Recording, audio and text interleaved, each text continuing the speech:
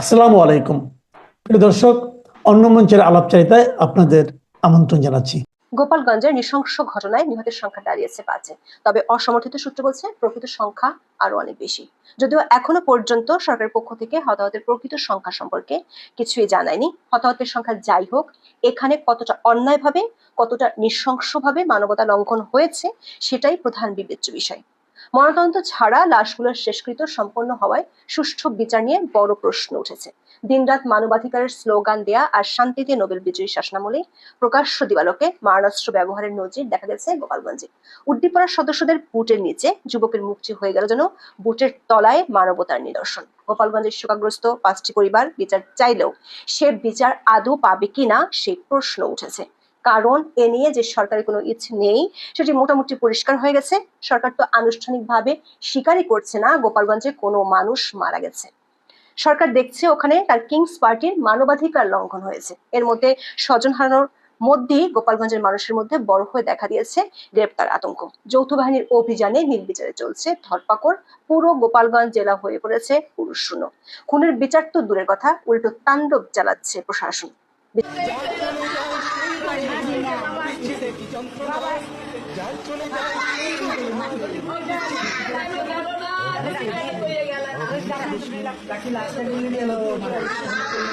এই শিশুটির বয়স ৪ বছর। সে হয়তো জানে না তাদের এই ডাক আর কখনোই তাদের বাবা সোহেল মোল্লার কাছে পৌঁছাবে না। আর আরেকটি সন্তানের বয়স মাত্র ১.৫ বছর।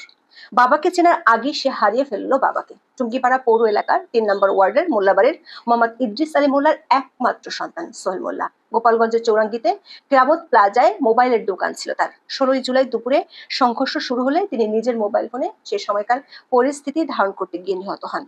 মিয়াপাড়া এলাকার একটি ভবনের ২য় তলায় সোহেল মোল্লার মা, বাবা, স্ত্রী ও ২ সন্তান নিয়ে ভাড়া থাকতেন। সেই বাসায় এখন চলছে শোকের মাতম। স্থানীয় একাধিক সূত্রে আমরা নিশ্চিত হয়েছি সোহেল মোল্লা কোনো রাজনৈতিক দল করতো না। তাই তার মা লাইলি বেগমের বিলাপের কথা মানুষের মধ্যে ঘুরছে। ওরে তোমরা কেন মাইরা ফেলাইলা, ও তো কোনো দল করতো না।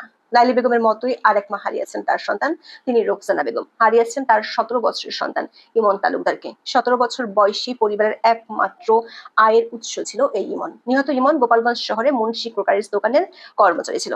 ছেলে হারানোর শোকে বাকরুদ্ধ মা। তার প্রশ্নের উত্তর এখন কে দিবে?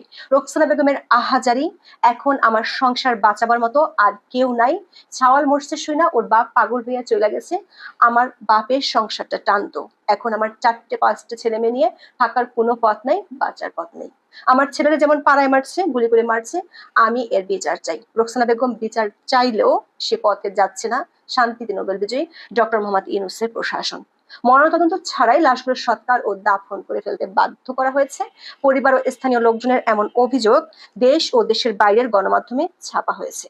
কে গুলি করলো, কাদের গুলিতে মারা গেল, কেঁচো খুঁড়তে এসব সাপ বের হয়ে যাবার ভয়েই হয়তো ময়না তদন্ত করা হয়নি। এমনকি জানাজা বা শেষকৃত্যে বেশি মানুষের সমাগমও হতে দেয়নি, এমন অভিযোগ আছে। স্থানীয়দের অভিযোগ, ইমন পুলিশের হাতে আটক ছিল। সামাজিক মাধ্যমে ছড়িয়ে পড়া ভিডিওতে তেমনটাই দেখা গেছে, যেখানে এক পুলিশ সদস্যকে বলতে শোনা যায়, এটাকে কোথায় রাখবো।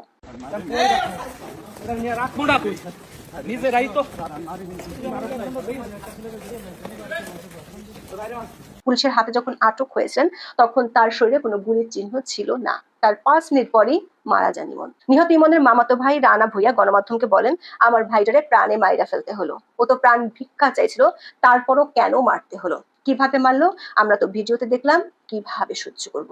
স্বজন হারানোর এমন বেদনা কিংবা কিভাবে এই শোক সহ্য করবেন, এমন প্রশ্ন গোপালগঞ্জের পরিবারগুলোর। সামাজিক মাধ্যমে ছড়িয়ে পড়া বুটের তলে বাংলাদেশ নামে পরিচিত পাওয়া ভিডিওতে দেখা যাচ্ছে একজনকে টেনে হিচড়ে নিয়ে যাচ্ছিল সেনা সদস্যরা। সেই মানুষটির নাম রমজান কাজী, যার গলায় পায়ের বুট দিয়ে চেপে ধরছিল এক সেনা সদস্য। রমজানের বাবা বিবিসি বাংলাকে জানিয়েছেন তার ছেলের গায়ে ৩টি গুলি লেগেছে। পুত্র শোকে পাথর হয়ে গেছেন রমজানের মা। কিন্তু মোবাইলে ধারণ করা ভিডিওতে ছেলের উপর এই নির্যাতন দেখে আর সহ্য করতে পারেনি রমজানের মা। কান্নায় ভেঙে পড়া রমজানের বাবা বলছেন, আমার ছেলেটাকে মেরে ফেলছে, আমার ছেলে তো কোনো দোষ করেনি, আমি আমার সন্তানকে কোথায় পাবো? গোপালগঞ্জে নিহত ৫ জনের মধ্যে একজনের মাত্র রাজনৈতিক সম্পৃক্ততার প্রমাণ পাওয়া গেছে। তিনি হলেন দীপ্ত সাহা। ২৫ বছর বয়সী এই যুবকের মৃত্যুতে ভেঙে পড়েছে তার পুরো পরিবার। দীপ্তর ভাই সঞ্চয় সাহা শুভ জানান, সংঘর্ষ শুরু হলে দীপ্ত চৌরঙ্গী রোডের চন্দ্রমুখী গার্মেন্টস বন্ধ করে বাড়ি ফিরছিল। মিলন ফার্মেসির কাছে পৌঁছালে তার পেটে গুলি লাগে। তিনি বলেন, আমি ভাইকে বলি ভয় পাস না, তুই বাড়ি ফিরবি। কিন্তু 5 মিনিট পর খবর আসে আমার ভাই আর নেই। দীপ্ত বিয়ে করবে বলে বাড়ি বানিয়েছিল, কিন্তু ছেলেকে বিয়ে করানোর সেই স্বপ্ন আর পূরণ হবে না মা বিবারানী সাহার। গোপালগঞ্জের ঘটনায় সবশেষ মারা যাওয়া দুর্ভাগার নাম রমজান মুন্সি। পেশায় তিনি একজন রিক্সা চালক। ঢাকা মেডিকেল কলেজ হাসপাতালে চিকিৎসাধীন অবস্থায় 17 জুলাই দিবাগত রাত 2টার দিকে তিনি মারা যান। তার ভাই হীরা মুন্সি সাংবাদিকদের বলেছেন, ঘটনার দিন গত দুপুরে গোপালগঞ্জের সদর এলাকায় সিনেমা হলের পাশে রিক্সা থেকে যাত্রী নামিয়ে ফেরার পথে রমজান মুন্সি গুলিবিদ্ধ হন। দর্শক, স্বজন হারানো 5টি পরিবার বিচার চায়, কিন্তু সেই বিচার আদৌ হবে কিনা সেই প্রশ্ন বড় হয়ে দেখা দিয়েছে। কারণ এসব মৃতদেহের শেষকৃত্য সম্পন্ন হয়েছে ময়না তদন্ত ছাড়াই। বিবিসি বাংলার এক খবরে বলা হয়েছে, স্বাভাবিক মৃত্যুর বাইরে কাউকে হত্যা করা হলে সেটি একটি অপরাধ। আর এখানে প্রয়োজন হয় পোস্টমর্টেম বা ময়নাতদন্তের, যার মাধ্যমে অপরাধের ধরন, কিভাবে মৃত্যু হলো এমন তথ্য পাওয়া যায়, যা পরবর্তীতে বিচার কাজের জন্য আদালতে উপস্থাপন করা হয়। সুপ্রিম কোর্টের সিনিয়র আইনজীবী মঞ্জিল মোর্শেদ বিবিসি বাংলাকে বলেছেন, পুলিশের গুলিতে মারা গেল নাকি আর্মির গুলিতে মারা গেল, বিষয়গুলো নিশ্চিত হওয়ার জন্য পোস্টমর্টেম দরকার ছিল। পোস্টমর্টেম বা ময়না তদন্ত করা না হলে কাউকে অপরাধী হিসেবে সুনির্দিষ্টভাবে আইনে সাজা দেওয়ার সুযোগটা কমে যায়। দর্শক, নিহতদের পরিবারের বিচার চাওয়ার দাবির প্রতি সরকার ভ্রুক্ষেপ না থাকলেও গোপালগঞ্জকে পুরুষ শূন্য করতে মরিয়া ডক্টর ইউনূসের প্রশাসন। কারফিউর মধ্যে যৌথ বাহিনীর বিশেষ অভিযানে চলছে ব্যাপক ধরপাকড়, রাতের আধারে চলছে নির্যাতন, এমন অভিযোগ ছড়িয়ে পড়ছে সামাজিক মাধ্যমে। গোপালগঞ্জকে পুরুষ শূন্য করতে নৌবাহিনী ও কোস্টগার্ডের অভিযান চলছে। রাতের আধারে নির্যাতন ও হামলা ঠেকাতে গোপালগঞ্জের নারীরাই এখন মাঠে নামছে, এমন ভিডিও ছড়িয়ে পড়ছে সামাজিক মাধ্যমে। এই হত্যাকাণ্ডের পর সাধারণ মানুষের প্রশ্ন হলো, সেনাবাহিনী সিভিলিয়ানদের উপর গুলি করতে চায়নি বলে 5ই আগস্ট শেখ হাসিনার সরকারকে উৎখাত করলো, অথচ সেই সেনাবাহিনী ওয়ার মোডে গিয়ে তার নিজ দেশের সিভিলিয়ানদের গুলি করে হত্যা করলো কিভাবে? 1 জুলাইতে আবু সাইদ ওয়াসিম শান্ত চলে গেল, আর 1 জুলাইতে দীপ্ত, ইমন, সোহেল, রমজানদের প্রাণ হারাতে হলো। একের পর এক তাজা প্রাণ চলে যাচ্ছে, কিন্তু রাষ্ট্রের বোধহয় কবে হবে? লাশ নিয়ে রাজনৈতিক দলগুলো করছে রাজনীতি, আর রাষ্ট্রযন্ত্রের বোধ যেন কখনোই ফিরছে না। এই হত্যাকাণ্ড কেন, সে জবাব কি রাষ্ট্রের কাছে আছে?